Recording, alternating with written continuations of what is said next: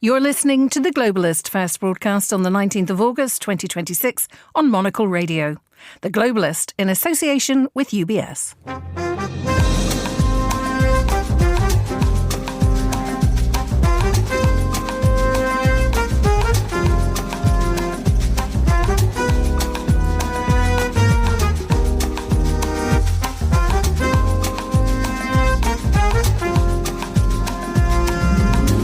Live from London, this is The Globalist. I'm Fionnuala Sweeney. Coming up.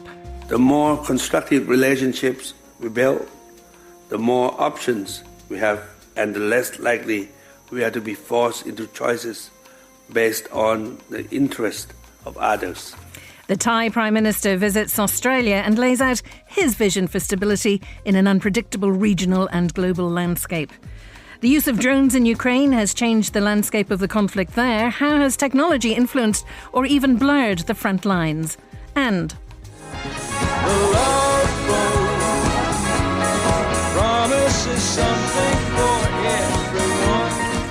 yes, the romantic tales of the US TV show The Love Boat filled our screens in the 70s and 80s. Now the municipality of Seoul is hoping to fill the hearts of its citizens with its very own love boat. That's ahead on The Globalist, live from London.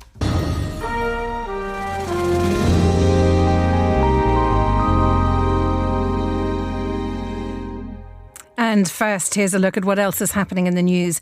The former Ukrainian Defence Minister Mikhailo Fedorov has called for elections, prompting possibly the biggest challenge to Volodymyr Zelensky's presidency since war broke out with Russia in February 2022. Ukraine has been under martial law since. US President Trump has paused the imposition of 50% tariffs on Canada for 3 days, saying both countries are close to a deal following talks. The tariffs had been due to come into effect at midnight Washington time. And Washington has condemned Israeli airstrikes on a Syrian airbase, calling the attack an unnecessary escalation. Although it hasn't commented publicly on the strikes, Israel said Syria was close to breaching the security status quo and accused Damascus of allowing Turkish troops to deploy to the airbase. Stay tuned to Monocle Radio throughout the day for more on those stories. But first, the Prime Minister of Thailand is in Australia for high-level talks. But these are not the usual run-of-the-mill diplomatic encounters between the two countries. Elected just under a year ago, Prime Minister Anutin has been laying out his vision for future developments in the region in what has been a changing landscape since the second Trump administration. Well, I'm joined now by James Chambers, Monocle's Asia editor in Bangkok, and by Paul Osborne, reporter in Brisbane, who broadcasts for ABC Australia and Times Radio. Paul, if I can turn to you first of all, the talks have just taken place between both Prime Ministers. What has been announced? Yeah, so a really interesting statement that came out from this meeting talking about wanting to deepen an already relatively successful relationship, trade and security relationship in particular, between Thailand and Australia. I mean, this is the first time a Thai PM has made an official visit to Australia in well over a decade. And those trade, defence, law enforcement issues particularly important.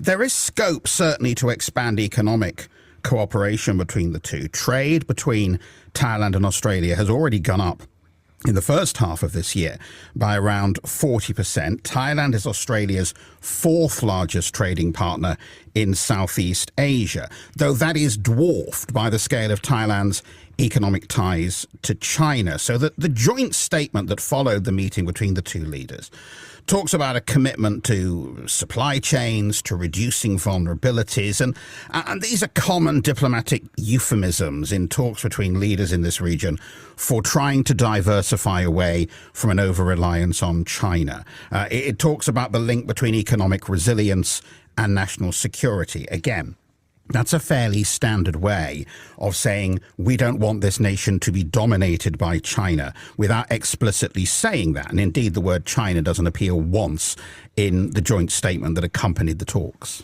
Oh, that's very interesting. We're going to go now to James for a moment, our Monocle's Asia editor, who's in Bangkok. I mean, we heard just at the start of the programme the Thai Prime Minister saying, you know, the more constructive relationships we build, the more options we have. So obviously this potential overdependence on China is very much on his mind.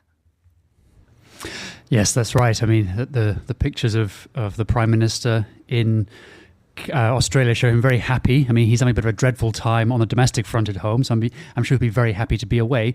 But as Paul quite rightly said, top of his list is to basically try and drum up business for Thailand Inc. because the economy is struggling here, and it is very reliant on money coming in from China. I mean, the Thais are very happy for Chinese investors and Chinese tourists to come and spend here, but they have suffered in the past when those kind of taps are turned off.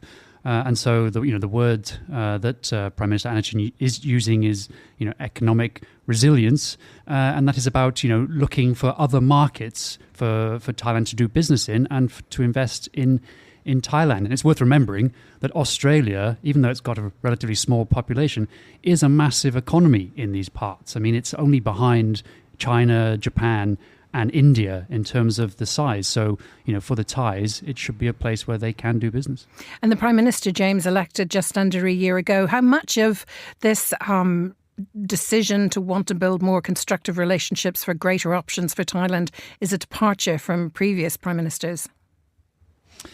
Well, I mean, he gave a speech yesterday at the Lowy Institute in Sydney, and he made it very clear that Thailand is not going to choose sides. They're not going to pick between the US and China. They want to be friends with both. So this is not about that type of security. I mean, he is very much on a trade mission. He's got a whole bunch of Thai conglomerates coming with him. He has his commerce minister, his finance minister, his trade minister, his labour minister, and they spent the whole day yesterday meeting with business. So it's clearly his goal to try and get the Thai economy out of its funk, and try and essentially take the Thai economy into the future, because it has been very dependent on kind of low-level manufacturing, and it's very agricultural. And it wants to move now to the next level and attract more sophisticated investors and businesses, especially in the technology field. So it's very interesting that yesterday he visited the headquarters of Canva, which is an Australian unicorn, like a graphic design platform. It's a huge business. It's just opened a kind of small office in Bangkok, and and the Prime Minister paid them a visit. And they obviously want Canva to, provide more jobs for Thai, graphic designers and designers. It's Thailand's very strong for creativity. So that's the kind of direction that Prime Minister Anutin wants this two-way trade between Australia and Thailand to go. And Paul, what is it that Prime Minister Albanese might have been looking for in these talks? Well, certainly trade is a very important thing for Australia too, of course. It wants to see an expansion in that trade relationship. But I think Australia is acutely aware that it wants a closer strategic relationship too. But Thailand, as you were just hearing from James, has very strong incentives to want to preserve ties to China. Thailand's historically pursued this sort of flexible, non-aligned foreign policy. Wants good relations with China, wants good relations with Australia. And in trade terms, Australia knows that it's trying to compete with a relationship in the Thailand-China trading relationship that it can't match in scale. So in a way, it's trying to offer quality over quantity on things like science, on clean energy, on tech, on defence, on law enforcement. There's an awareness in Canberra. Thailand doesn't want to have to choose a side. And Australia doesn't want to ask it to. But instead, what it is doing is trying to make sure that Thailand has more than one option going forward by strengthening its trade relationship with another key economic power in the region. And then, James, I'm just wondering, as these talks took place and the statement was issued a matter of hours ago between both prime ministers, is this something that the Thai Premier can walk away very happy with? Did he get what he wanted, and did he get what he came for? Well, he got a break on the domestic front. But I mean, building on what Paul just said, I mean, trade was the one big thing. The other thing is law enforcement. I mean, this issue of transnational crime. We see this headline about regional security, and our minds always jump to China and what are they doing. But the Chinese are causing a bit of havoc for Thailand, but it's not at a state level; it's at the gang level. There are Chinese-run gangs running all these kind of scam networks.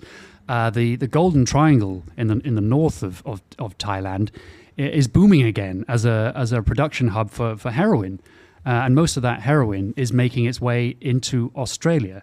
Now, the Thai government want to put a stop to that. The Australian government want to put a stop to that. And so the two prime ministers have been obviously talking today about how they can do that. There was a very famous, very high-profile case just a few weeks ago where a Thai Airways stewardess was caught in Melbourne airport with almost 2 kilograms of heroin. And that was a huge embarrassment for the Thais. So it's interesting that of the two big agreements that were announced, one was on trade and one was on transnational crime. Well, we'll keep an eye on this. Thank you both very much for joining us. Paul Osborne, of course, a reporter in Brisbane for ABC Australia and Times Radio, and James Chambers, Monocle's Asia editor, joining us there in Bangkok.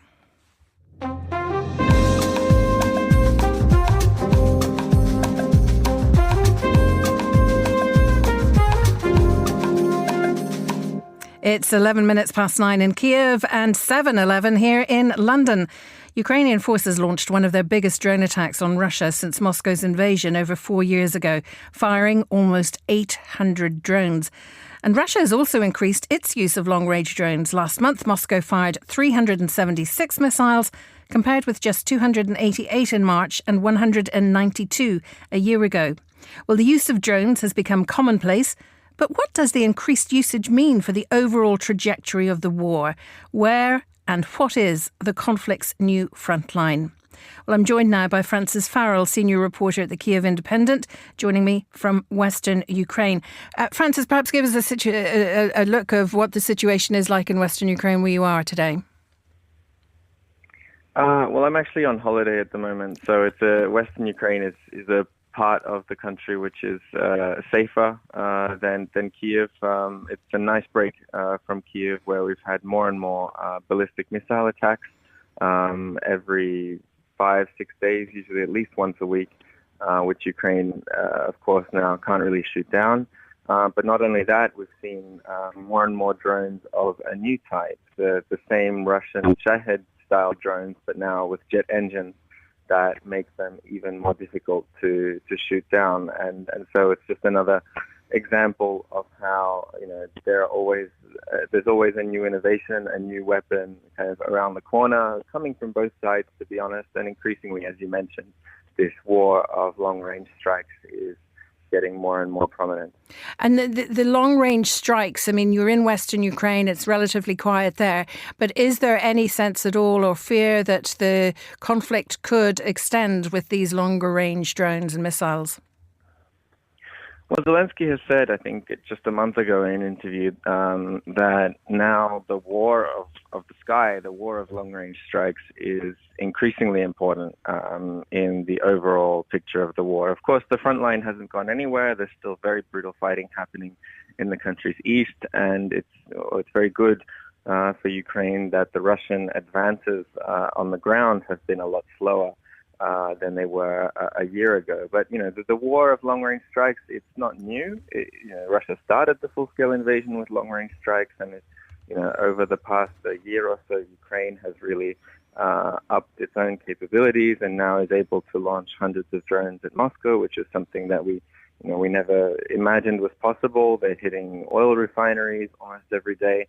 But Russia is also not kind of standing in one spot. And again, as I mentioned, launching ballistic missiles, launching their own long-range drones, innovating them so Ukraine can't shoot them down. And it becomes this almost sort of like total war where, infrastructure, economic targets of both sides are coming under fire, with both sides just using these long-range weapons to do their best to try and bring the other to submission. But it's a long way from that. So this could go on for years more. It's going to be a very difficult winter, of course, because of the expected Russian campaign against energy infrastructure. But we've seen that before. We're ready for it. But yeah, that's what the war is looking like now. In a sense, with both countries attacking and squeezing the other's economy, what is that like on the ground from the Ukrainian perspective with this change and continual adaptation of the use of drones and longer range missiles? I mean, it's hard to feel on the ground immediately because, for example, one of the things that Russia's done recently is they've been striking the ports on the Black Sea in Odessa, which supply a lot of the world's grain, as well as a lot of raw materials from Ukrainian industry. And, for an average person in Kiev getting their coffee, going to work, that, they don't immediately feel the effect of the closure of the ports of Odessa. But, going forward, that will be really, really bad for the Ukrainian economy. Other things that have been hit, there were some big supermarket warehouses, some online retail warehouses that were hit. So that was kind of felt. But on average, for the average, citizen of a Ukrainian city, it's just the new sounds, like the new sounds of new drones, new missiles, new air defense, and obviously understanding that with less and less options, especially to shoot down the ballistic missiles, what that feels like is a lot more trips to the shelter in the middle of the night. You paint a very graphic picture there. Let me ask you a political question. You're probably aware that yesterday the former Ukrainian defense minister, who was fired last month, Mikhailo Fedorov, has called for elections. And this is being interpreted as a dig at President Zelensky because, of course, Ukraine's been under martial law since the war with Russia began in February 2022. What is the significance of this statement and how is it going down with Ukrainians? Yeah, so this is the defense minister, the highly popular defense minister, who was in many ways responsible for a lot of Ukraine's success with drones, with upscaling production, with optimizing all kinds of processes inside the ministry, with trying to clean the procurement system of corruption. And he was fired by Zelensky a month ago without really any explanation given to the people why. And that started one of the largest protest movements we've seen since the beginning of the full-scale war. And since then, Zelensky has continued to basically ignore them and not speak to the people about, why this was happening, not answer to the protests whatsoever. And now the parliament's back, and they're likely, probably today actually, to vote on the Minister Fedorov's replacement. And so, he's in a bit of a pickle because he feels like he needs to capture the momentum of the protest movement now before everyone moves on from this whole story. He's not sure what he wants to do next, but yes, the whole time, even though he was, I'm sure, very frustrated, he actually refrained from criticizing Zelensky at all because he still had some hope, I think, that he could be brought back on. But now that he has, I think, maybe lost that hope, he's gone forward and made this statement. And it's dividing a lot of people, even among Ukrainian media, civil society. Some people think this is the time, if we're looking at years more war, to hold power to account and hold elections. But other people think that this is very rash, and there's a good reason that elections don't occur in martial law, because it would be so easy for Russia to take advantage of that, to divide the country and to press their advantage on the battlefield. Well, no doubt we'll be following events today and the appointment of a new Defence Minister. Francis Farrell, please go back to your well-deserved holiday, I'm sure, in Western Ukraine. Thank you so much for taking the time to join us here on Monocle this morning. Now, still to come on the programme. It's an album that I'm saying that I'm very Brazilian and that I'm very proud of being Latin American, and that I love my music, I love our culture. Brazilian singer, songwriter and musician Silva speaks to Monocle Radio's music curator, Fernando Augusto Pacheco. This is The Globalist. Craft is a matter of perspective, a unique outlook, an obsessive attention to detail. With UBS's Chief Investment Office Houseview, we're focused on identifying the latest investment opportunities and market risks to help you achieve your financial goals, so you get the big picture broken down into thought-provoking insights. Delivered daily and curated by over 200 globally connected, locally active analysts. UBS. Banking is our craft.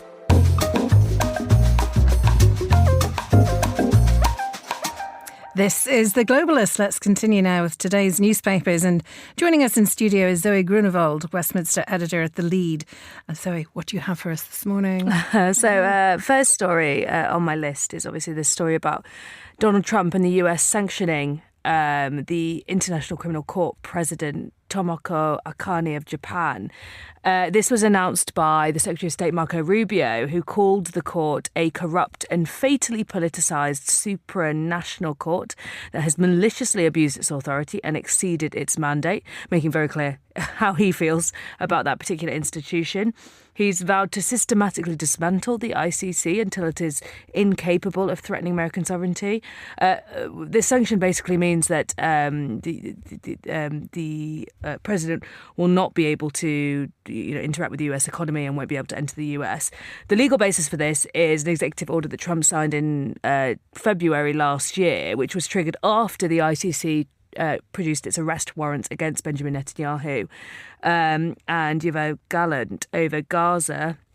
The America has basically said this is the first start of a campaign launched against the ICC. And of course, the ICC has said these sanctions undermine the rule of law. When judicial actors are threatened for applying the law, it's the international legal order itself that's placed at risk. I mean, in some ways, it is the very exemplar of America first in terms of America deciding what it wants to do on the world stage. And this constant let's just say, erosion of the existing, if it still exists, world order. Yeah, absolutely. And I think this has knock-on effects for other countries across the world. You know, the UK, for example, is an ICC member state. We adhere to that. You know, you've had other countries talking about wanting to uphold the ICC's decision when it came to arresting Netanyahu.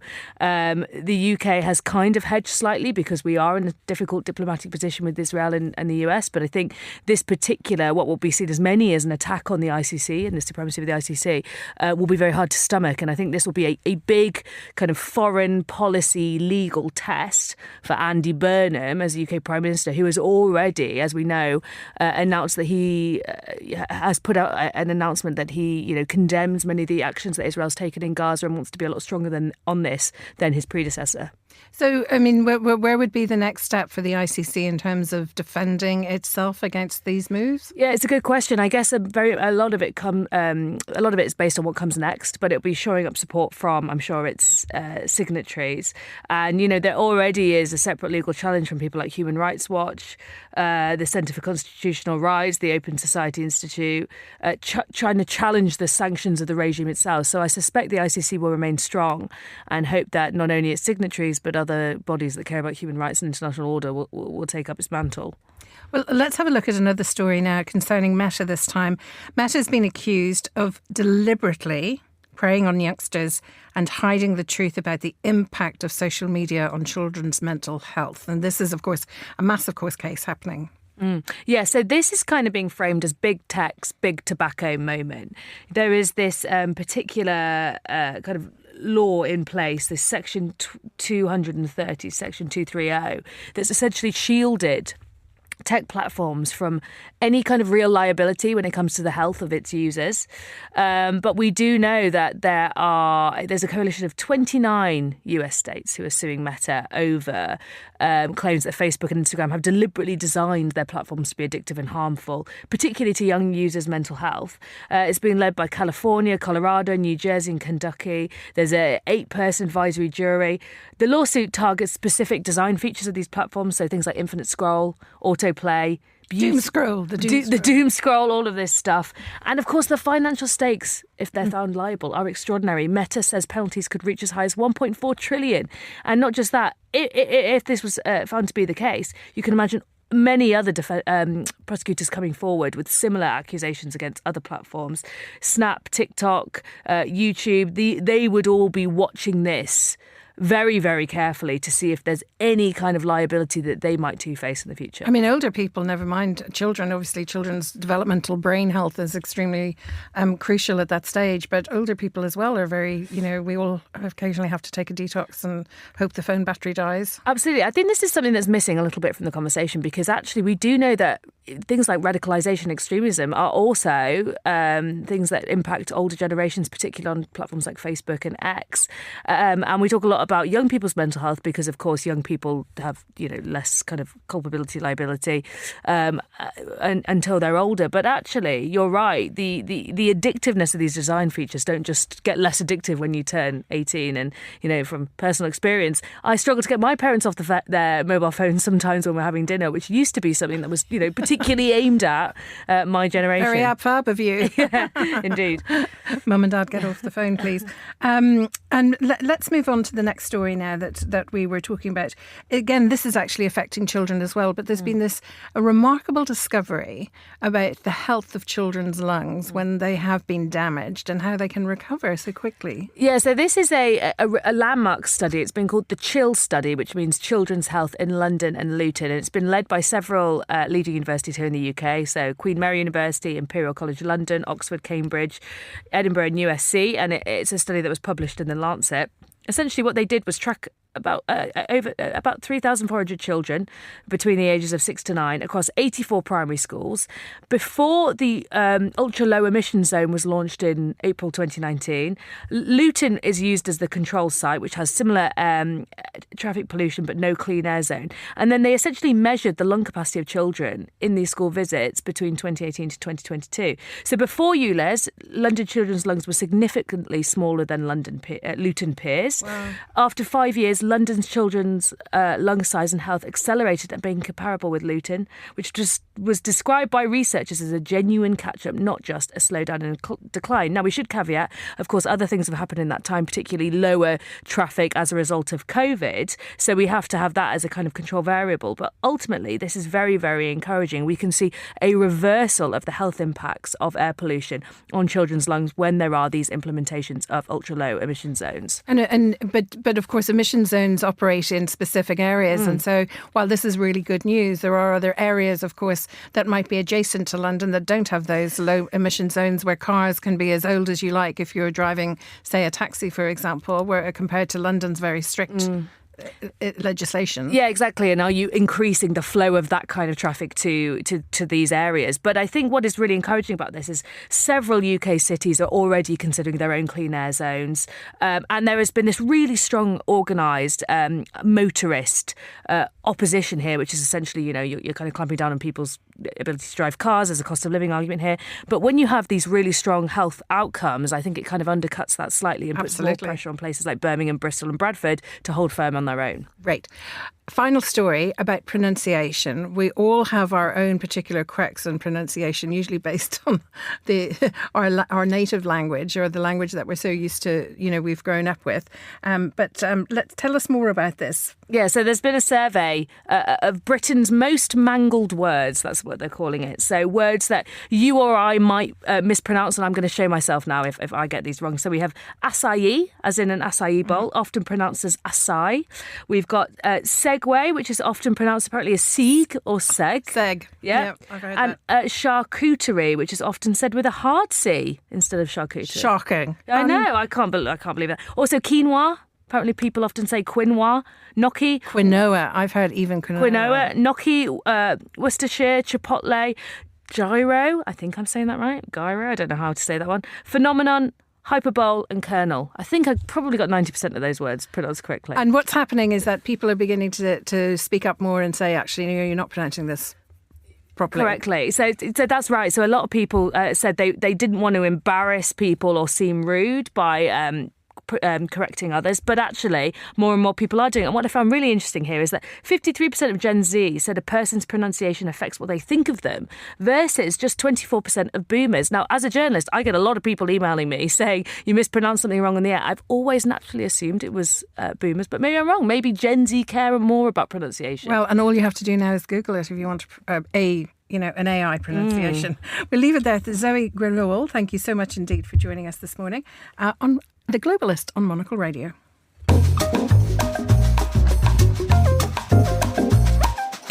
Now, here's what else we're keeping an eye on today. The former Ukrainian Defence Minister, Mikhailo Fedorov, has called for elections, prompting possibly the biggest challenge to President Zelensky's presidency since war broke out with Russia in February 2022. Ukraine has been under martial law since. US President Trump has paused the imposition of 50% tariffs on Canada for 3 days, pending more trade talks. He said America and Canada are close to a deal ahead of a deadline to impose a 50% tariff on Canadian goods worth $20 billion. And Washington has condemned Israeli strikes on a Syrian airbase, calling the attack an unnecessary escalation. Although it hasn't commented publicly on the strikes, Israel said Syria was close to breaching the security status quo, accusing Damascus of allowing Turkish troops to deploy to the airbase. This is The Globalist. Stay tuned.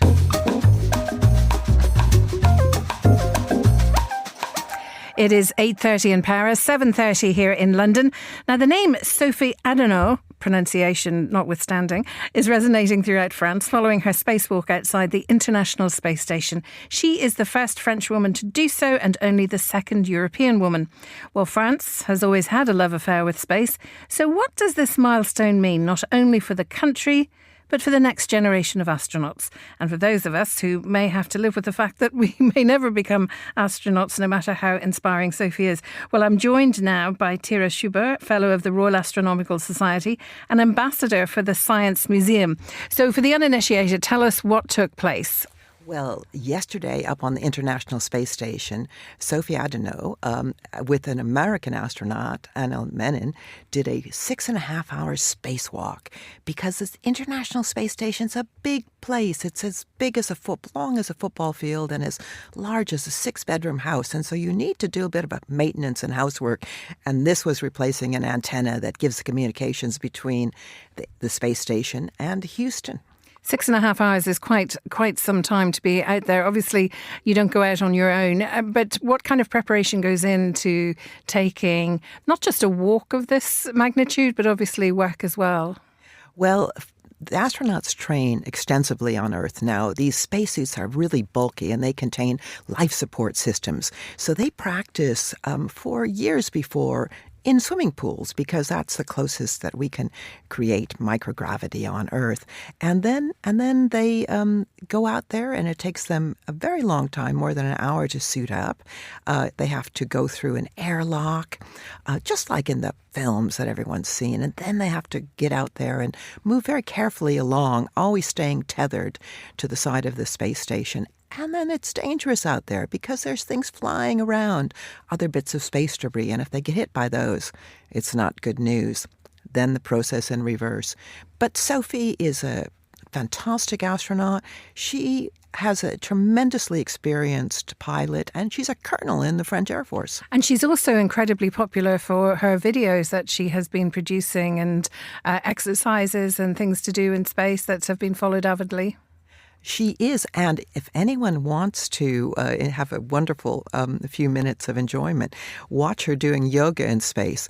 But every Sunday she does a special science segment for school kids and university students as well, in English and in French, because she's a scientist as well as being a helicopter pilot and a astronaut. Now, the International Space Station has been around quite a long time. I mean, how is it doing these days? When you talk about debris flying, it's been around itself for quite some time. Well, it was constructed up in space in 98 and 99, and then it's been inhabited since the year 2000. So we're in the 26th year of habitation of humans in space. And it's a joint exercise with the Americans, the Canadians, the Russians, the European Space Agency, and the Japanese. So it's been host to hundreds of astronauts from, I think it's 28 different nations now. And relations, of course, between certain countries that you just mentioned may have been better towards the end of the late 20th century. How has that cooperation evolved over the last 10, 20 years? Well, the wonderful thing, it's one of the few bright spots on the planet Earth. Well, actually, because it's above the planet Earth.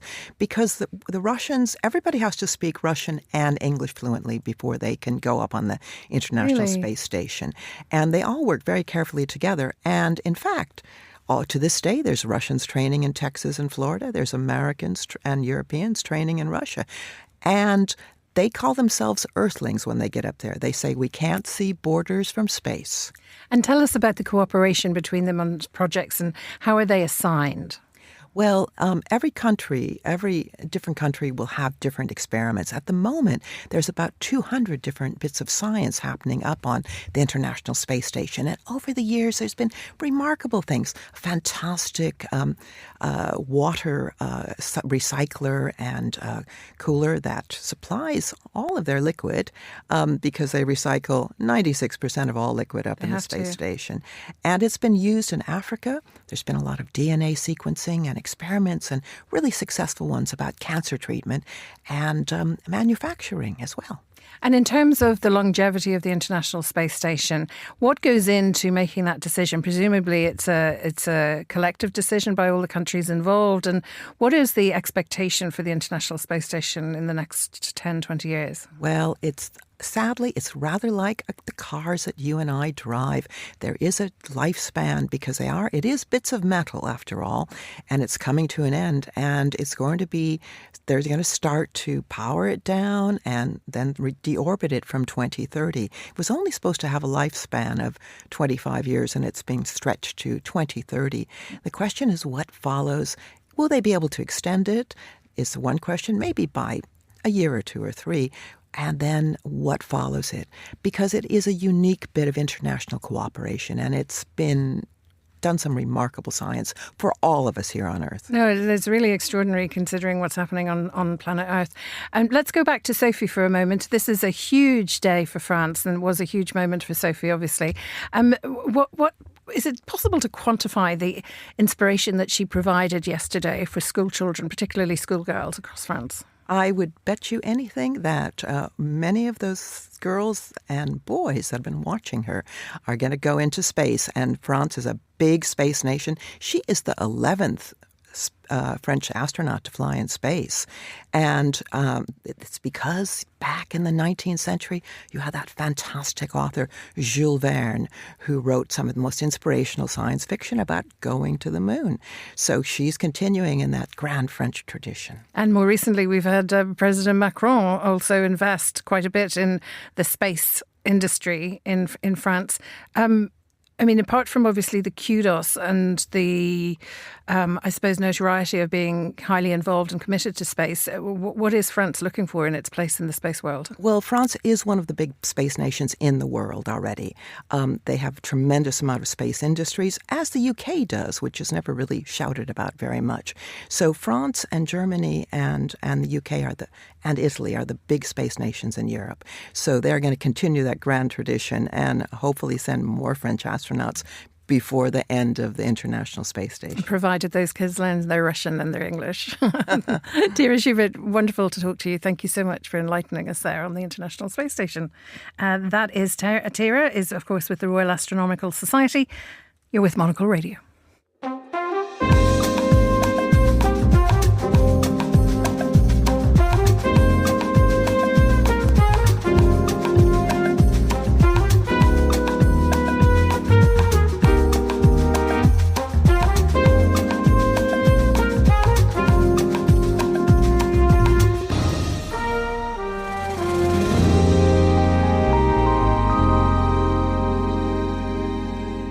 For Monocle's summer newspaper, Med, Mountains and More, Monocle Radio's music curator, Fernando Augusto Pacheco, picked his album of the summer. Curious to know more?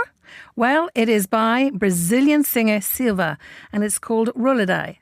Fernando also spoke with Silva, who told him about the sunny inspirations for the new album, why Brazilians have a different cheeky spelling for the word holiday, and more. Here's the sunny optimism of Silva. Cê faz que não vê, mas eu te vejo. O corpo que fala sem querer. Reflete no olhar igual espelho. Te espero num claro amanhecer. I started making this album and writing and being inspired for the songs just after Carnival.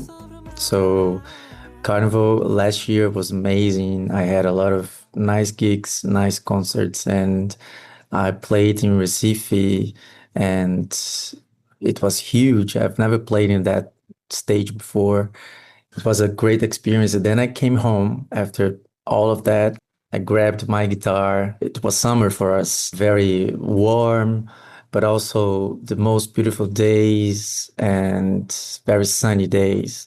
I was inspired by it. So the songs, I made all the songs in one time. Like I had like 10 days or 15 days, and I had like almost everything written, and I had like 5 songs or not 7 songs or 8 songs almost. So it was very inspiring, and that's why it's called Holiday in a Brazilian spelling way.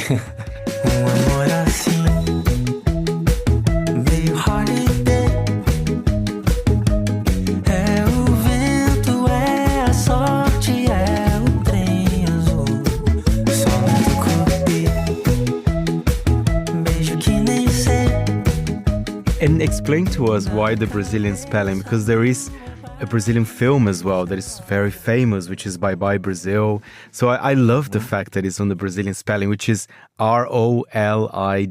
I think it's so cool. This film, Bye Bye Brazil, is very important for us, for me as a musician, because it talks about the influence of American culture in Brazil, in Latin America, which is something that we see nowadays, what America has done with, what the United States has done with us, with Latin America. So it has a lot of criticism about it, but it also shows a beautiful side of our culture, of our artists and our music. The movie is about like artists that go to play in Brazil, like in places that nobody goes to play. So it talks about the influence of the technology and the TV going to those places and changing culture and original culture. So it's an album that I'm saying that I'm very Brazilian and that I'm very proud of being Latin American and that I love my music, I love our culture. It's very Brazilian, but I have to say, one of my favorite tracks is Sudamérica. I think it's so beautiful. There's something quite beautiful. And don't you think, Silva, that Brazilians more and more, as a Brazilian, me as well, like we're connecting with our kind of brothers there, with our neighboring countries. I think even musically, would you agree with me?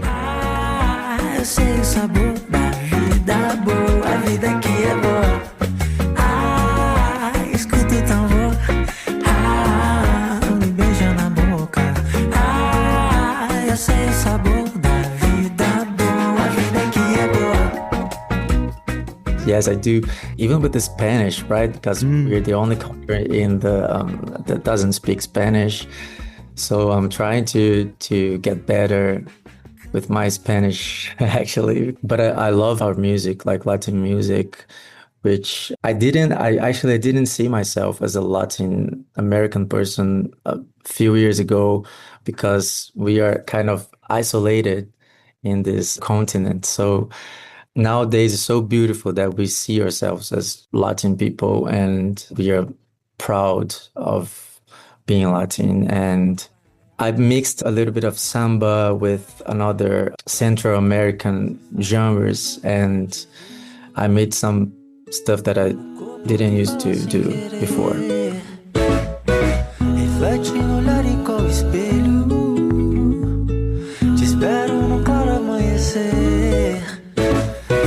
Se quiser, você vai ver. Não vai dar pra disfarçar a luz do sol, eu e você. Thank you, Silva, there. His album Roller Day is out now. Such chilled music. You can also read Fernando's review of the album on Med, Mountains and More. Of course, that is Monocle's summer newspaper, available on newsstands now. This is The Globalist on Monocle Radio. IQ, EQ and AI. 3 components key to the craft of innovation at UBS. Because to stay ahead in a rapidly evolving age, you need a partner with decades of experience, endless passion for the work, and a finger on the pulse of leading technologies, bridging human expertise with artificial intelligence, all to elevate you. UBS. Banking is our craft.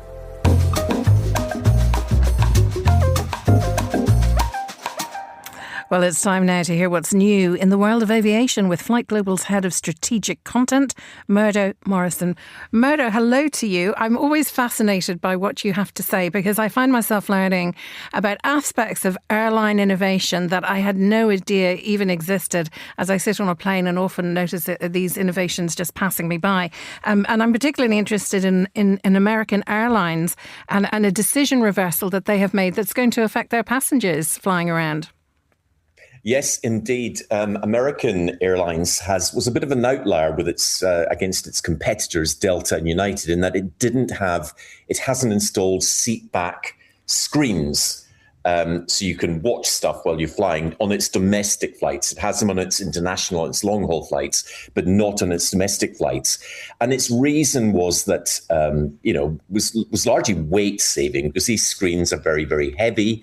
And also it figured that it can supply Wi-Fi, and there's a sort of trend of people just watching stuff, streaming stuff on their own devices. So you'd go on the plane, you go onto the local Wi-Fi on the aircraft, and you watch films, whatever you want to watch on your own devices. But they've changed tack, and now they're going to be retrofitting screens, seatback screens on all their domestic aircraft, which is a very, very interesting idea and goes against a lot of where the industry seemed to be heading kind of pre-COVID. But I think now there's a feeling that a lot of passengers just want to sit there and be told what to watch. Watch the content that the airline wants you to watch. Although you can Bluetooth them, you can link them to your content on your own phone as well. There is always, of course, a problem if the Wi-Fi for some reason isn't working. I mean, does that happen often? Is that a regular occurrence these days?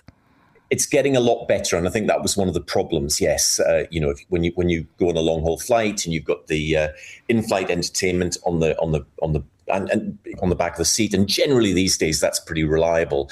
The problem that airlines, and you get this on trains as well, it's all very well sort of advertising that you've got Wi-Fi, but it's only when it works. So a lot of the time, the connection would keep cutting out, or it'd be very slow. But it's got a lot better with providers like Starlink, GoGo, others. The connections on aircraft are now much better, and you can actually stream movies, which was quite difficult a few years ago. Yeah. Just a quick question before we move on. On this particular question about airlines wanting you to watch what they produce. I mean, that used to be quite a significant industry for airlines. It was a chance to promote their country's brand. It was a chance to promote their airline brand. Where does that stand generally these days with this, movement towards increasingly streaming for the customer's own individual tastes? Yeah, that's an interesting point. That's, that for a lot of airlines, that seat back, that control of the content gave them a chance to put the, whether it was the safety briefing, whether it was a promotional tourism type video about what you could do in the country that you were about to arrive in, whether it was just generally selling advertising to various vendors. That was an income stream. So I thought a lot of airlines, you're right, a lot of airlines use that for promotional purposes or to offset some of the costs of installing all that IFE. Let's stay in the US now. Spirit Airlines. For the uninitiated, was Spirit Airlines and what has been happening lately? Yeah, so Spirit Airlines was a very successful, what was called an ultra low cost airline. So they were doing a lot of point-to-point services in the US and had built quite a big brand and quite a loyal following. They were, for those who are perhaps in Europe, they were the closest equivalent might be Ryanair. So they were an ultra low cost airline. They went bust a few months ago, spectacularly bust. Airlines have gone bust in the US before. They've gone into Chapter 11. They've gone into a period of restructuring and they've been rescued. But Spirit just reached the end of the runway, so to speak, and went completely. They were liquidated. So as part of that, all their assets, everything that they owned, whether that was some real, physical assets from buildings and the aircraft themselves, to things like slots, valuable slots at busy airports, went under the hammer. So there have been auctions where they've sold off everything that Spirit owned. And one of these very, very fascinating, and who knew, they've just sold to Google, or Google has paid $10 million for all of Spirit's business records. So there's just this mass of emails and text messages. Why? Well, what they want to do is they want to train Google wants to use this information to train their AI models.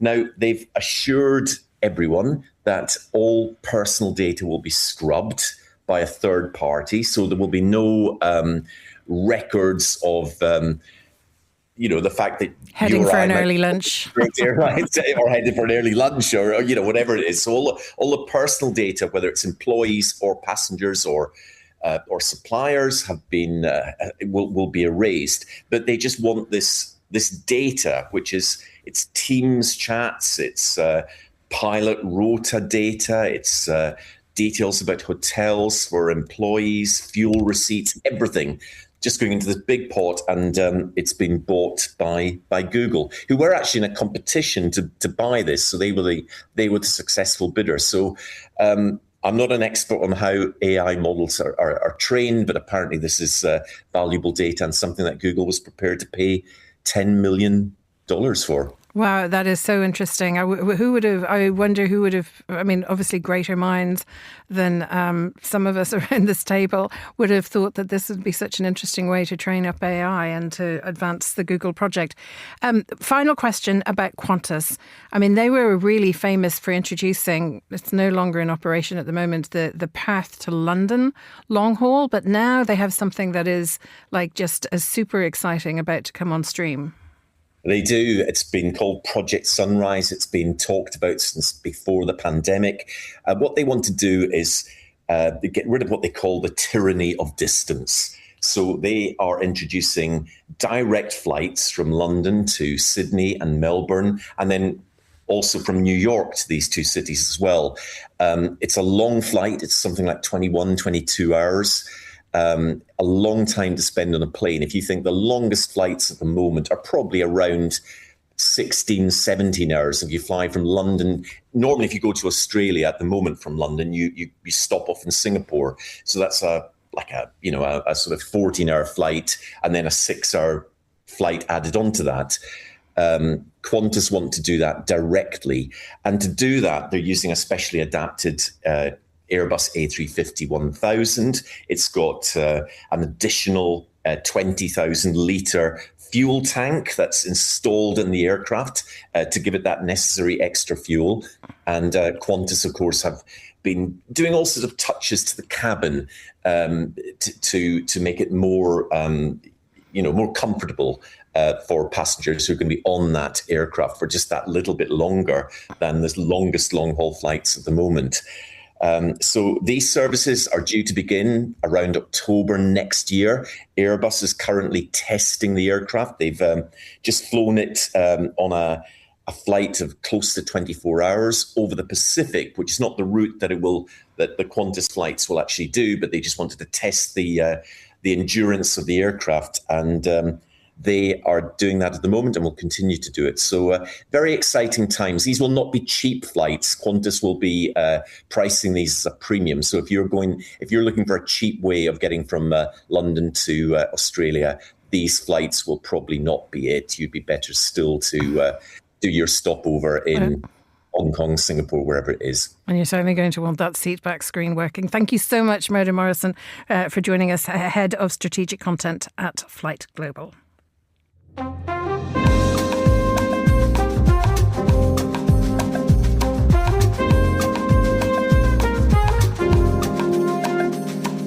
Now, when it comes to your dating life, how much do you consider yourself entirely responsible for it? Perhaps you decide to go on a dating app, or maybe you rely on friends to set you up on a blind date. Well, what if the city you lived in actively encouraged you to date? And if you live in Seoul, you are definitely being encouraged to find love. Nemo Kim is a journalist for Billboard and Sight and Sound, amongst other publications, is in the capital, Seoul, joins us now. Tell us, what does this all mean if you're looking for love in Seoul? Right. The event is called Swept Away in Seoul Hangang Bus Edition, and it's a matchmaking event set to take place this coming 19th of September aboard a Hangang bus boat. And 50 women will take part in dates on the boat, going on one-on-one meetings, group conversations and dinner, and also couple-oriented games. And applicants must be unmarried Seoul residents aged between 25 and 45 who are economically active, have not previously been married. And because demand is expected to be very high, the final participants will be selected by lottery. And the event is part of the City of Seoul's attempt to address the declining number of chances for people to meet partners. South Korea, you may know, has one of the world's lowest birth rates, partly because fewer and fewer people are marrying, and those who marry tend to do so later. And this is due to lots of different factors, high cost of high housing, education costs, and so on. And the City of Seoul is hoping that this matchmaking event on the boat will connect Seoul's matchmaking with low birth rate policies, with its broader attempt to turn the Hangang River area into a more attractive space. Well, we've got a few weeks yet before it takes place. So how's it going down with the citizens of Seoul? Is it proving popular?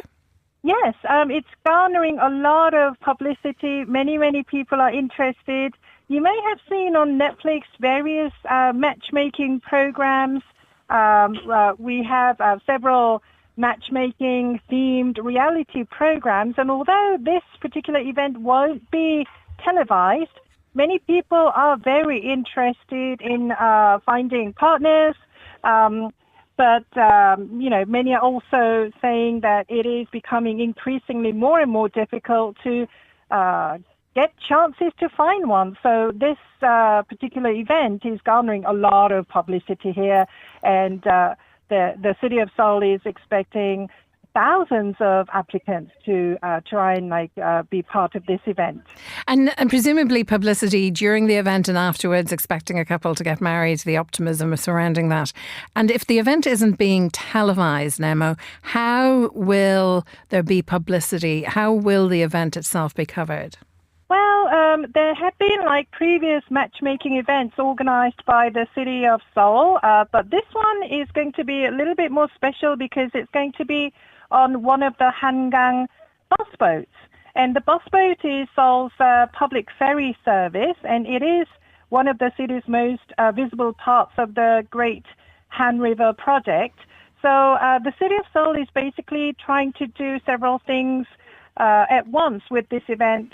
The whole matchmaking endeavour for many single Seoulites, as well as to promote the boat bus service, and to try and promote the whole river area to try and get publicity for the area, so that it is no longer just a river to be seen from the shore, but also to try and publicise the boat bus itself. Because, the adult, they are trying to get more commuters to go on these bus boats. So the City of Seoul basically is trying to do several things all at once with this event. And I think it's working pretty well, because matchmaking is one of the things I think, many people, not just in Seoul, but world over, are very interested in. So I think the promotion strategy, if you could call it, is working very well. Now, Kim in Seoul, thank you for joining us. And that is all for today's programme. Thanks to our producers, Angelica Jopson, Tom Webb and Desiree Bandy, our researcher, Kayla Martin, and our studio manager, Steph Chungu, with editing assistance by Christy O'Grady. After the headlines, there's more music on the way. The briefing is live at midday in London, and The Globalist returns at the same time tomorrow. I'm Fionnuala Sweeney. Thanks for listening.